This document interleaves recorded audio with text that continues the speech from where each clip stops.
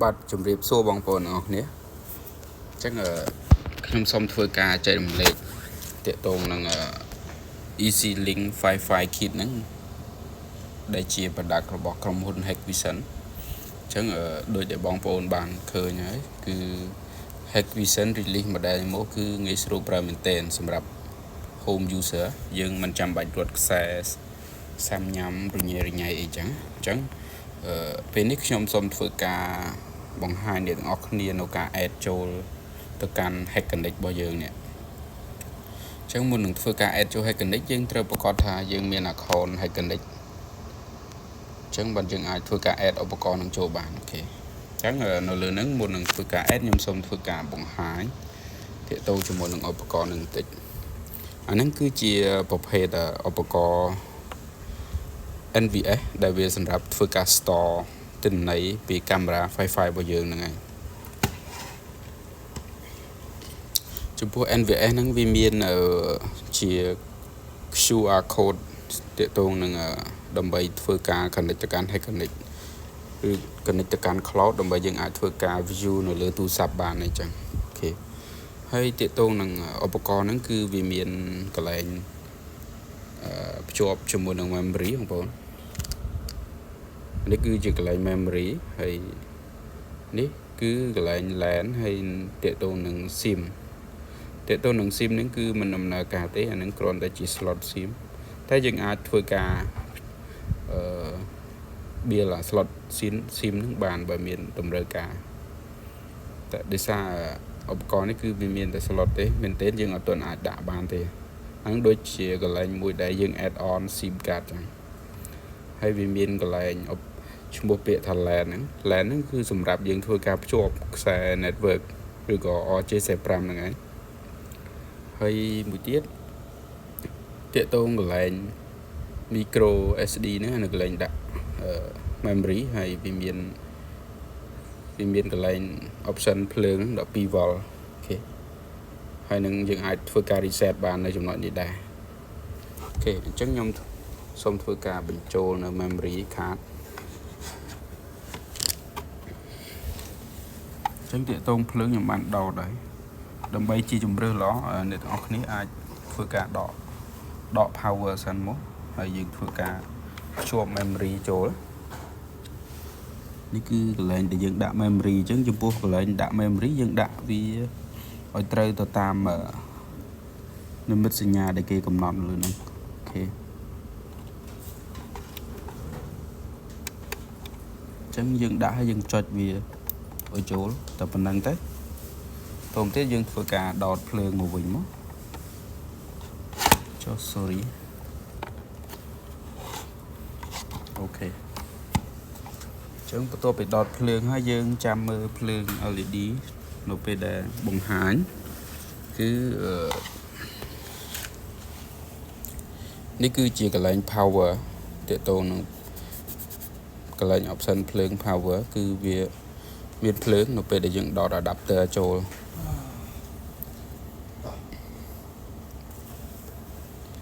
ហើយចំណុចនេះទាក់ទងនឹង storage ដោយសារយើងទៅតែដាក់ជាវាអត់ទាន់ដំណើរការទេហើយវាមានកន្លែង Wi-Fi នេះអូខេអញ្ចឹង storage វា load ហើយ Wi-Fi គឺវា load ដែរអញ្ចឹងវានៅតែកន្លែង cloud ទេដោយសារ cloud ហ្នឹងតើតែយើង connect ជាមួយនឹងខ្សែ network ឬក៏ connect ជាមួយនឹង router ដែលវាមាន internet បានវាភ្ជាប់ទៅកាន់ cloud automatic អញ្ចឹងខ្ញុំមានខ្សែ network មួយដែលខ្ញុំភ្ជាប់ចេញពី router របស់ខ្ញុំអញ្ចឹងយើងធ្វើការដោតចូល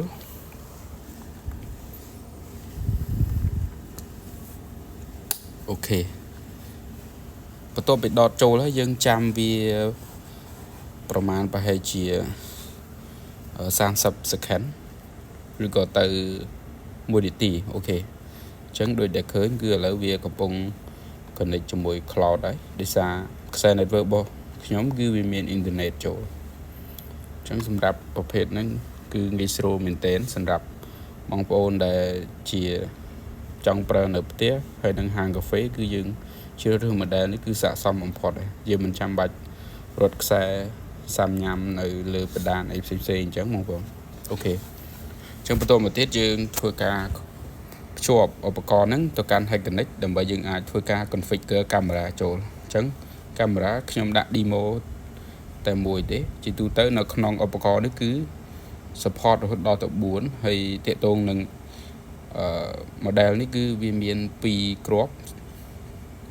អាចនិយាយបានថាជា Easy Link 55 kit វាមានមក2គ្រាប់ចំពោះកាមេរ៉ាហើយនឹងឧបករណ៍នឹងមួយគ្រាប់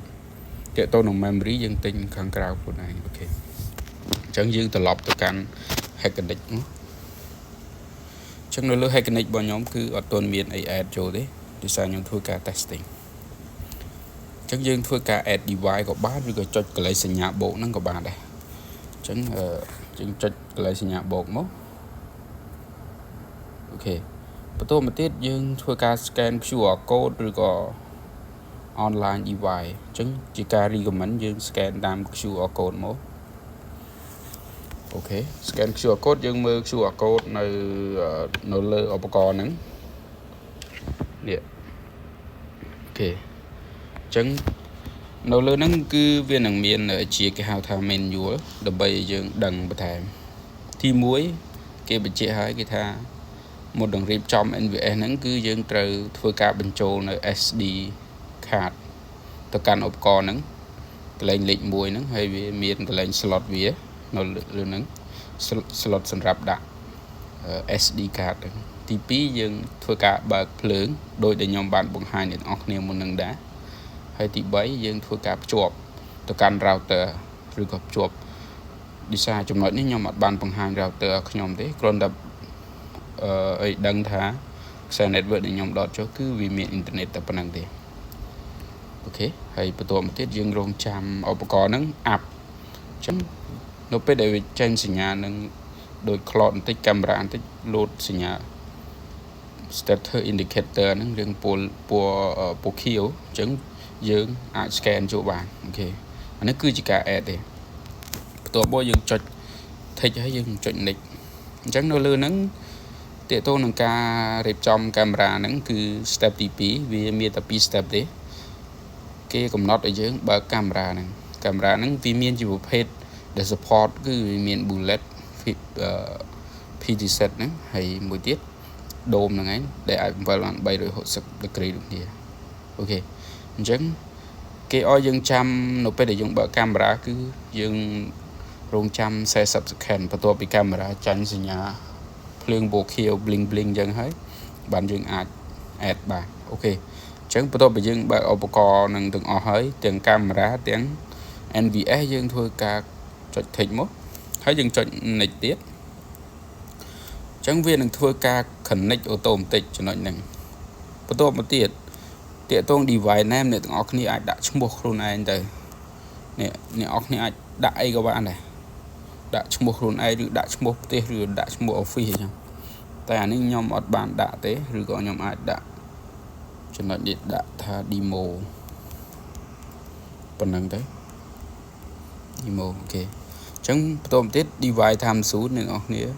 select យកឲ្យត្រូវជាមួយនឹង time zone របស់យើងមក time zone របស់យើងទូទៅយើងប្រើបាងកក Hanoi Jakarta ឲ្យទៅអូខេយើងរកមើលកន្លែងបូក7នេះបាងកក Hanoi Jakarta អូខេបន្តមកទៀតអញ្ចឹងបន្ទាប់មកទៀតយើងធ្វើការចុច next អូខេអញ្ចឹងចំណុចនេះគឺទាមទារយើងដាក់ password សម្រាប់NVS ហើយនឹងកាមេរ៉ាហ្នឹងអញ្ចឹងខ្ញុំឧទាហរណ៍ខ្ញុំដាក់ admin KH 1 2 3អូខេអញ្ចឹងយើងសូមកយើងអាច copy ទៅបើយើងផ្លេចអីចឹងទៅនេះ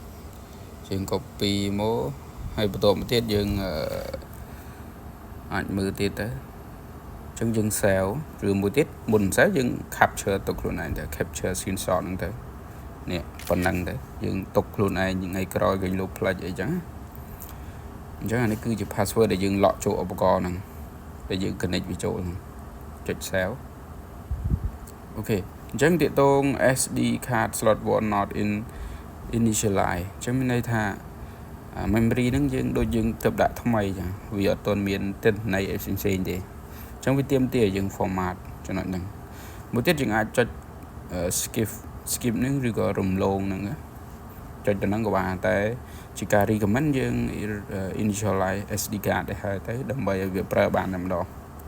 ចឹងយើងចុចកន្លែងសញ្ញាក្រហមហ្នឹង initialize SD card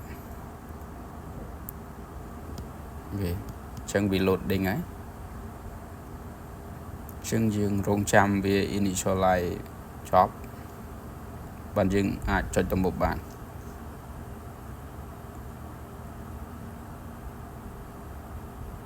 34អូខេទោះតែវា initialize memory នឹងបានចប់បានយើងអាចនិចទៅមុខដើម្បីឲ្យមាន record នៅពេលដែលយើងភ្ជាប់ហើយអស់និយាយទៅសម្រាប់ឧបករណ៍មួយប្រភេទនេះគឺងាយស្រួលមែនទេបងប្អូនសម្រាប់បងដែលជាជាងដែលយកទៅដាក់ទី1 home user ឬក៏ office ទាក់ទងនឹង cafe shop ផ្សេងៗអញ្ចឹងយើងមិនបាច់រត់ខ្សែញ៉ៃទេយើងប្រើតែឧបករណ៍នឹងមួយងាយស្រួលមែនទេសំខាន់ឲ្យតែមានភ្លើងដល់ឧបករណ៍ហ្នឹងតែប៉ុណ្្នឹងហើយយើងមានអ៊ីនធឺណិតចូល NVS ហ្នឹងតែមួយតែអូខេអញ្ចឹងយើងចុច next ទៀតបន្ទាប់ពីឃើញ starter normal អញ្ចឹងហើយអូខេអញ្ចឹងបន្ទាប់មកទៀតយើងអត់ទាន់មានdevice ទេអញ្ចឹងនៅពេលដែលយើង add ឧបករណ៍យើងបានណាអញ្ចឹងយើងចូល tab to link camera first នេះអញ្ចឹងយើង link to new channel អញ្ចឹងយើងចុចកន្លែង link to new channel ខាងក្រោមនេះមកអញ្ចឹងវា search camera បើកាមេរ៉ានៅអត់ទាន់ add ចូល NVR ណាទេវានឹង add ចូល auto បន្តិចហើយអញ្ចឹងយើងឲ្យវា search មួយសន្ទុះមកអូខេនេះដោយសារកាមេរ៉ារបស់ខ្ញុំហ្នឹងខ្ញុំបើកដុតភ្លើងតែមួយគ្រាប់ទេខ្ញុំទិញមកបាន2គ្រាប់តែអាហ្នឹងគឺយើងតេស្តតែមួយគ្រាប់អូខេអញ្ចឹងយើងឃើញអញ្ចឹងហើយវា learn ឈ្មោះឧបករណ៍នឹងចូលក្នុងនោះហើយយើងចុច finish អញ្ចឹងយើង confirm មកអូខេតែប៉ុណ្្នឹងទៅយើងអាចមើលកាមេរ៉ានឹងបានហើយនេះកាមេរ៉ាយើងអញ្ចឹងយើងអាចដូរឈ្មោះក៏បានដែរយើងអាចដូរឈ្មោះកាមេរ៉ានឹងក៏បានដែរខ្ញុំឧទាហរណ៍ដូរឈ្មោះកាមេរ៉ានឹងតែម្ដងទៅខ្ញុំដាក់ GF Cam 1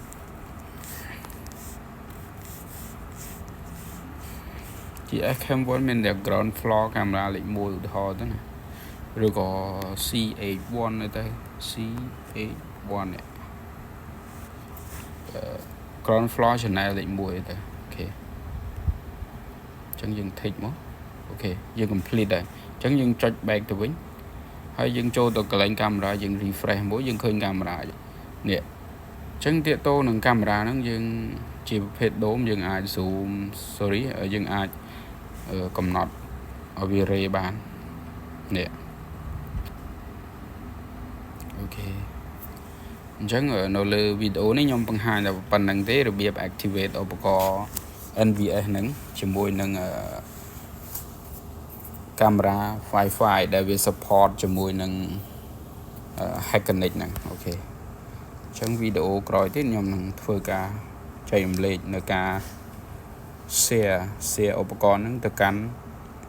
user ផ្សេងឧទាហរណ៍ថាយើងបើកម្នាក់ឯងអញ្ចឹងនៅលើ app អញ្ចឹងយើងអាច share ដោយអ្នកដែលយើងចង់ share ដូចតាក់ទងនឹងបើយើងនៅក្នុងវងគ្រួសារអញ្ចឹងយើងអាច share ឲ្យគាត់មើលបានឬក៏បើយើងរស់ស៊ីជាមួយគ្នាអញ្ចឹងយើង share ឲ្យអ្នករស់ស៊ីអីផ្សេងតែឲ្យគាត់បានមើលដូចយើងដែរអញ្ចឹងហើយវាមានច្រើន option នៅលើហ្នឹងវាមានតែប៉ុណ្្នឹងហើយយើងអាចធ្វើការ remote ឧបករណ៍ direct នឹងបានទៀតតែមិនជាបញ្ហាទេអញ្ចឹងជាចុងក្រោយសូមអរគុណដល់ក្រុមហ៊ុន Hikvision ដែលតែងតែ support ក៏ដូចជាមានឧបករណ៍ថ្មីឲ្យ installer ធ្វើ testing ផ្សេងក៏ដូចជាភ្ជាប់ទៅកាន់